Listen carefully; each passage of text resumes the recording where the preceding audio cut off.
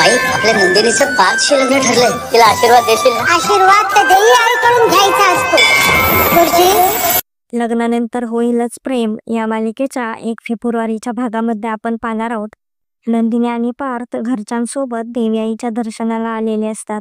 नंदिनीचा मामा जोगेनीला म्हणतो, आपल्या नंदिनीचं लग्न ठरलं आहे, तिला तुझा आशीर्वाद दे. जोगेन म्हणते, आशीर्वाद हा माझा नाही, देवी आईचा घ्यायचा असतो. गुरुजी नंदिनीला हळदी कुंकू लावतात. तेव्हा नंदिनीच्या हातामधून रुमाल खाली पडतो. ते पार्थ पाहतो आणि तो रुमाल उचलण्यासाठी खाली वागतो. तेव्हा नेमका जीवा पुढे येतो. गुरुजी त्यालाच कुंकू लावतात आणि त्याच्या हातामध्ये विड्याचं पान आणि सुपारी देतात आणि त्यांना म्हणतात, तुमचा संसार सुखाचा झाला. जीवाला तिथे पाहून सगळ्यांनाच धक्का बसतो. नंदिनी मागे वळून पार्थकडे पाहत असते. सगळेच विचारत असतात की पार्थ मागे कसं काही गेला. तर आता पुढे काय काय होणार आहे हे पाहणे खूपच इंटरेस्टिंग होणार आहे.